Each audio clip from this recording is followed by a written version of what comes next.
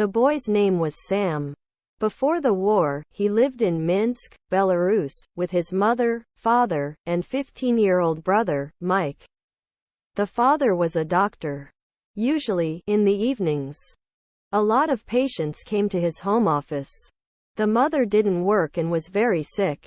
She had some deadly disease, was very pale, and got tired very quickly. She was in and out of the hospital all the time. One day, the father took the mother to the hospital again. However, he brought her back home soon because he received an order to go to war immediately. But before he went to the war, he wanted to evacuate his family. He took the mother to a store where they bought clothes, food, and some other stuff for evacuation. The next morning, the father went to the city, hoping to receive permission to postpone his draft. The family waited for him all day, but he didn't come back. The mother was sick with worry about his disappearance, and the following day started to look for him. She called different people, and someone told her that they saw a bomb fall and explode right next to him. After the explosion, there was only a hole in the ground.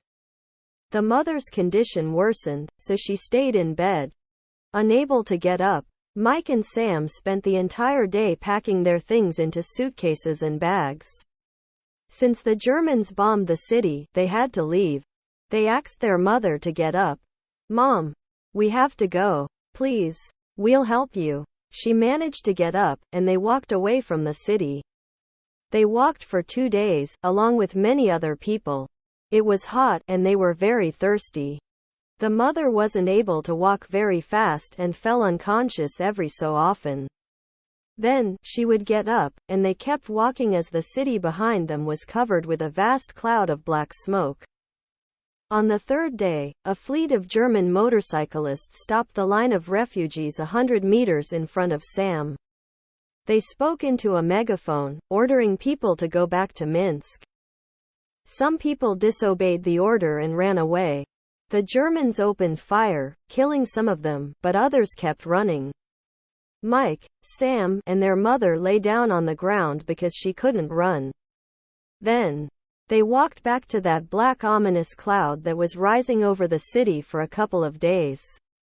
They returned home. The mother lay in her bed and got up very rarely, while Mike and Sam were afraid that something terrible might happen to her. They lived a very strange life. A lot of Germans patrolled the city and didn't allow people to come outside past curfew time. If somebody broke the rules, they would kill them without mercy. Odd and terrifying posters were posted on buildings' walls everywhere. Adults stopped talking normally and whispered instead. People started to relocate wherever they could.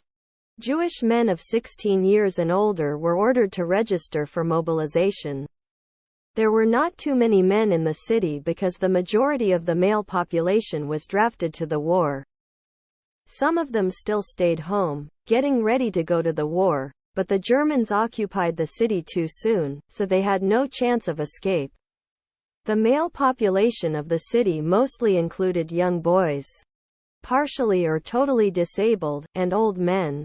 Men didn't want to register. The Germans formed the local police that was even worse than the Germans. And the police took care of the mobilization. When the police came to the house where Sam lived, the mother got scared and hid Mike in a closet. He was a big boy and looked much older. She was afraid that they would take him away, even though he was only 15. "There is no man in our house," she said, but they didn't believe her and searched the house. They found Mike and dragged him out of the closet, beating him and cursing. They scratched his face and Mike cried, "Please. He is 15. Leave him. He is just a boy.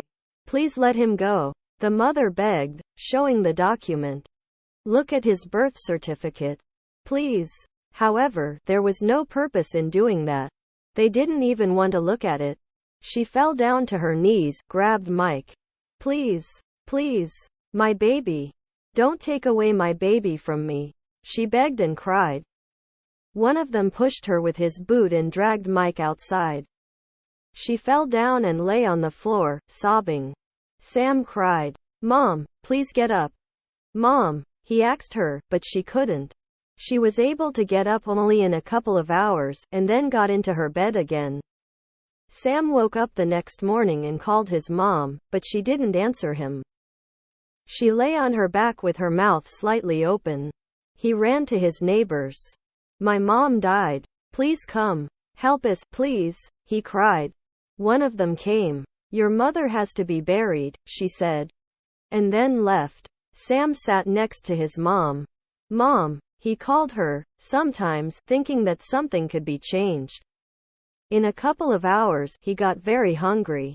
He found something, ate, and then went to the neighbor again. "Can you help me, please? I don't know what to do. I have a big family and too many problems of my own. I don't have time to take care of your mother's funeral. Let the men take care of it," she said. However, there were only 3 old men in different families. Sam went to every family, but nobody wanted to help him. Nobody asked him if he was hungry. Nobody offered him to stay with them overnight. He sat next to his mom the entire night. In the morning, he went to the graveyard. There was only an old man, a gatekeeper, sitting there on a bench. "Can I bury my mom here?" Sam asked him. The old man didn't answer at first, and Sam decided that he didn't want to talk to him. He was about to leave when the old man suddenly said, "This is a serious matter. Only adults do it, not children. A coffin costs money. Digging graves costs money. I don't have adults," Sam said. "I'm alone. My mom died yesterday and is lying in our room." The gatekeeper thought a little and then said, "I won't do anything without money."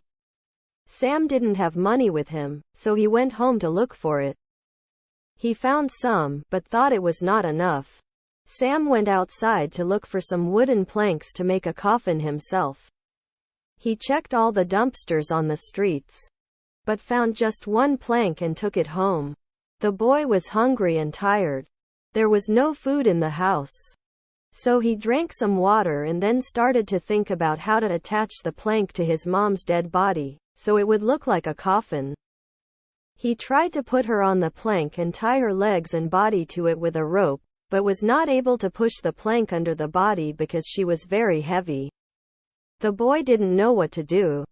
So he sat on the floor right next to his dead mother and cried. He didn't call her anymore. Sam was desperate and went to the neighbors again. "Could you help me, please? Put my mom on the plank?" But nobody came. The next morning, Sam went to the graveyard again. "Here is all the money that I found in the house." Sam gave him the money. The old man counted the money. "It's not enough. Please. I don't know what to." Sam begged. "That's all I have. Please." The old man thought a little and then gave the money back to the boy. "Come back this afternoon." Sam came back later as he was told. The old man didn't talk, just took a horse from a shed, hooked it up to a cart and they went to Sam's house. "I don't have a coffin," Sam said on the way. He was afraid that the old man would change his mind, so he added, "But I have a plank. I tried to tie it to my mom, but she is too heavy." The old man didn't answer, just smoked and cursed. After arriving at Sam's house, the old man took the plank, looked at it for a couple of seconds, and said, "Call your neighbors to help me carry her out of the house." Sam ran to his neighbors, knocking on every door, but nobody came. He went back alone. Then, "You help me," the old man said before cursing again. He tied the mother's body to the plank with a rope. "Take the plank from the other side," he ordered. But Sam didn't have enough strength to lift it. "Okay, come over here. Let's pull it together from my side." So, they pulled the plank with the mother's body. The other side of the plank was dragged on the floor, and then on the ground. Then, they walked silently after the cart that carried Sam's mom tied to the plank, covered with a cloth. A German patrol stopped them, lifted the cloth, and said something loudly. "He is an orphan," the old gateman said, bowing. "This is his mother." The German listened scornfully and then let them go. They arrived at the graveyard after dark. The gate man had already dug a grave. He tied another big rope around the dead woman and slowly pulled her from the cart. Then, he pushed her into the grave and filled the grave with dirt. Then, he stood right next to Sam and said some prayers. "You have to remember this place, where your mom is buried," he said. Sam nodded. It was late, and Sam left the graveyard. He came back to this graveyard many times after that, but was not able to find his mom's grave. Even though he thought that he would remember it for the rest of his life, and the gate man was not there anymore to ask for help.